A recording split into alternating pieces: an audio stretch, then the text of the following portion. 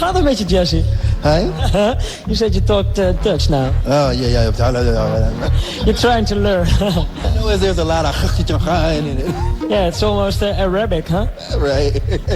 Okay, Jesse, you're coming from Chicago. It's the original city of house music, people say, but there's a lot of fighting about, is it Detroit or Chicago? No, there's no fighting. Everyone knows it's Chicago. I mean, Detroit knows they came after. And, there's no problem. Well, when did it start in Chicago? When? It started, that story's kind of twofold. If you want to talk about house music, how it became to be known, the term house music, actually, which was more or less disco back in those days, or the difference of what we know house music today, where that started, like the first records and the first label. Let's talk about the 80s. Yeah, well, but you always have to go back to the beginning, because without that, there wouldn't be any of the rest. But just to give a short synopsis of what that was all about was, there was a club called The Warehouse in Chicago, obviously. Frankie Knuckles played there, and he used to get a lot of records from like New York and Philadelphia and whatnot, which now we know as Philly sound, all that kind of stuff. But no, The Warehouse was a club. Yeah, it was a gay club downtown in Chicago. And basically there were a few, it was probably 99% gay, and there was like 1% straight, right? So, I mean, the gay community always had their, they were always into disco, and they always did that kind of thing. So basically, a few of us straight people went down there and listened to them play, and decided that we wanted to take the music. Because, I mean, the Warehouse was really small. It held like 100, 150 people, And it's like we decided that we wanted to play this music for the bigger, population. So we kind of took it back to the South Side and played it, and people would look at us like we were crazy, because they were into like really commercial stuff like James Brown and that kind of thing in those days. Finally, they caught on and got into it, and this is, we're talking like in the 70s, late 70s now, when all this stuff is going on. So by I'd say about 1983, after, and incidentally, the term house music comes from obviously The Warehouse, but the reason why it's called house music was because Frankie played this music at The Warehouse, and people would shorten it to say this is house music. Now you hear a lot of different definitions. People will tell you that it's house music because there were people making it in their house, but when they're picking it up, they're talking like 1985, 1986. Robert Owens was there also? Robert Owens, I think he did his first record in about 86 or so, 85, 86. But, you'll get, like I said, you get a lot of people that say that, it started in house, people are making it in their basements and stuff. No, that's not where the term came from. And you were there. Yeah, that's what I'm saying. It came a long time before that ever happened. But then about 1983, while I was DJing at this club called The Playground, I used to make tracks on a drum machine that I would mix in and out of and things like that. And I had this one little bootleg record. It was called On and On. And it was just like a loop that somebody had made of like this bass line from Space Invaders and a couple of other things, yeah. And I would play that, and it became kind of like a signature record. When I put it on, everyone would know that I was there. And about 3 or 4 months after I started playing it, somebody stole my records, right? So then I couldn't play it anymore. I got mad, and I decided to make my own version. That's actually how the first thing came about, and that's why it was called On and On as well, because it was more or less a remake or tribute to that record that I used to have that I could have as my own. And I formed my own label, which was known as Just Say Records at that time, and we went on and put that track out. It sold thousands of copies right off the bat, and then we went in and said, wow, well, if I do, a record, it's just a track, because really it was just like a bass line and, drum track and stuff like that. Wonder what would happen if we do a real song. We went and wrote this song called Those Pretty Girls, They'll Funk You Up, and that's funk with an N. But and it went instantly on the radio and became like a really big hit record. And only in Chicago or national radio? No, this was just in Chicago basically, and we spread from there to Detroit. We'd go up to Detroit and things like that, and that's where we met people like Juan Atkins and Derek May and all them. And same thing. It's like they'll sit up and say, oh yeah, all of it started in Detroit, but if On and On hadn't gone up there and we hadn't sent the stuff, and because they called us, the record stores called us, said, hey, what is this? We want this record. This is and they were selling it out up there. So we took a trip up there and we met them. Next thing I knew, that summer, Juan came out with his No UFOs, and everybody kind of started making tracks after that. But there was also Jamie Principle was around doing stuff, but he was pretty much doing, this recordings that they played on tape. He didn't have any records. Jamie's records didn't come out till 85, 86, Why did he brought it out? Well, he didn't have a record company. Back in those days, the only record companies were the ones that were putting out like R&B and funk and jazz. No house. No, there was no house music. It was because house music before then, remember, was just disco. was just more soulful kind of disco and things like that.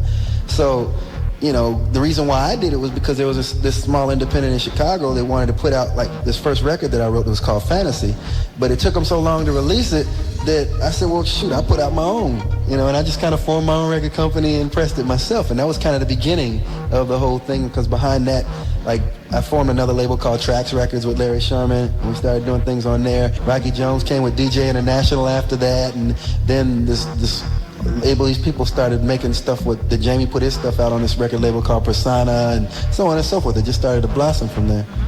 And then you did your first remix, Love Can Turn Around. That wasn't a remix, man. That was an original song. You made it by yourself?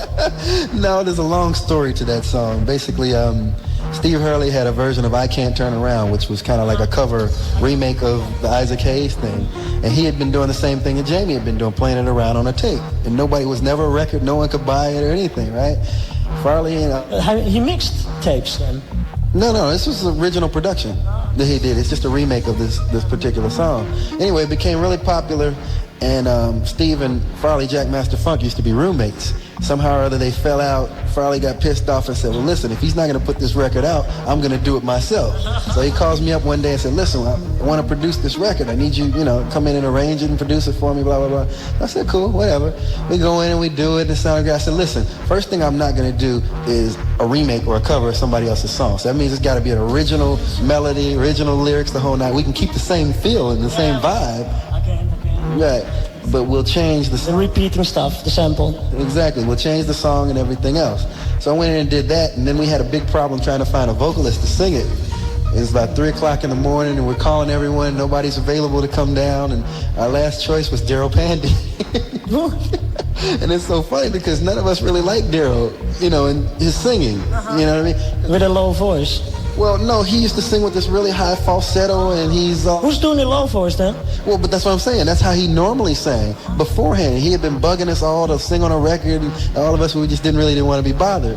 But because he was our only choice, we called him up and said, listen, you can't do any of that stuff that you do. We want you to sing it really low and do this. And it finally came out nice, and the rest is history. Yeah, the rest of the world knows it. Yeah. It was the first house record here in Holland. Actually, it was a top 40 hit. Yeah, oh, it was a big top 40 hit. Yeah, in a lot of countries. Love Can Turn Around makes the world dance and enjoy themselves at the dance floor. Yeah, and you know, to this day, I mean, it's been a little over 10 years since that record first came out, and people have redone it, remixes, I mean, 17 different versions of it. There have been, as a matter of fact, I just came from London. In London, what they're doing is all the old stuff, all the acid, all the, like, Love Can't Turn Around, Move Your Body and stuff, they're coming back and they're remaking all of that stuff because everybody's tired of, like, all the other stuff, so they want to go back to the songs and the grooves. You did a lot of other productions and mixes, like Paula Abdul, Fabiology, which is a really great record, and mention some big names. That I work with. Well, how I got into doing the other names was in 1986 when Love Can't Turn Around was going. I kind of moved to the West Coast of Los Angeles because I got tired of all the mess that was going on in Chicago. I mean, when everyone started making records at that time, where it used to be everyone would help each other and play each other's record, at this time they would only play their own record because they wanted to promote their thing, and they would backstab other people, and I just got tired of it. Got a record deal with Warner Brothers Records, moved out there, and started doing my album, which turned out to be a lot more of a commercial thing.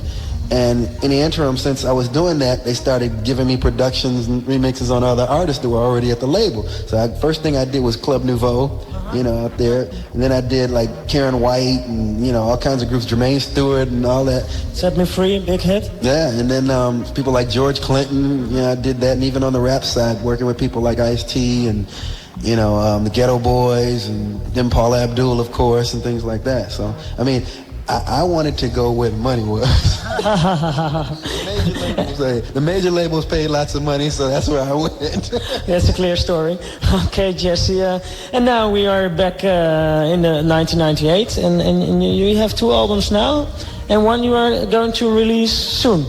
Yeah, well, one is called It's a Mixed Up World. It's my second mixed album for Warner Music in Switzerland through Energetic. And basically what it features a lot of new songs that I was originally going to put on my proper album, but I decided to do it as a mixed album instead because it's a lot cooler. And then what we did on there, which is kind of unique, is we took the the favorite single off of there, which is Weekend, and put it on there as the regular radio version. So it would market it as a single as well to radio as well as the mix itself. That's very smart. Yeah, well, I'm always thinking ahead. Creative. And the second one I'm doing is a project that's been going on for about a year and a half now that's finally done, called the DJ Divas. And that's all like top female DJs from all over the world. I mean, not every country is represented because we don't have that much space, but a lot of the countries from, Germany, Switzerland, the U.S., Singapore, And even our only DJ Carlijn from Holland. Yeah, you have DJ Carlijn now. The DJ Diva. Yeah, we were supposed to we were trying to get a date here to do a club date with the DJs and whatnot, but we couldn't organize it in time next year. How did you find DJ Carlijn? Well, I haven't really worked with her. We did it through Mazzo. Well, they contacted us, really, because, we just put out the word that we were looking for female DJ productions and things like that, female producers, and a lot of people just contacted. I didn't realize there were that many female DJs. Oh, we have a lot. Yeah, I didn't realize it. I tried to get Isis on there, but she wouldn't do a production in time. She's walking around downstairs here now. Oh, yeah? You won't recognize her for everybody. Isis heeft haar haar er helemaal afgeschoren, voor iedereen die thuis zit te luisteren. Je zal Isis niet meer herkennen, ze is een beetje een gauwerinnetje geworden. Het ziet er wel vrij punk new wave uit. She changed her hairdress. Yeah, she changed her hair. I hope she doesn't look worse, because she is beautiful. She was. She was, oh my God. No. But the funny thing is that Carlijn, she's not playing garage. No, the album is all different genres of music. I mean, everything from house to progressive, techno, trance, you name it. It's everything. En het is de cd Divas van Jesse Saunders. Hij heeft een nieuwe cd gemaakt. De release is binnenkort in Amerika pas. Hier is hij nog niet uit. Het heet It's a Mixed Up World. And now we are going to listen to your set here the next 15 minutes. Which record are you going to start with? Well, I start with my intro record. Ah, of course. I heard it on your CDs also. Yeah, I always use that. I have to, because the thing about it for me, being a DJ, especially being a DJ for as long as I have, it's always the DJ was kind of, you were in the booth and you played records and people, kind of got into it. And a few people might know who you are, but most of the people coming to the club, they don't know who the DJ is. So, especially the youngsters. Right. And so I looked at it, especially when you start doing the big bookings, worldwide and things like that. For me, it's a show.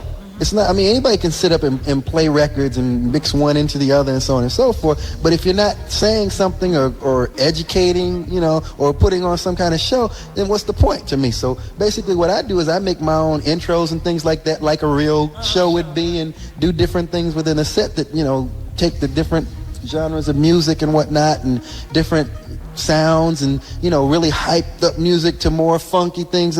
I don't play a particular style. It's like most people ask you as a DJ, well, what's your style? I'm a DJ. I play variation. You know what I'm saying? I play everything. If it's good, I play it.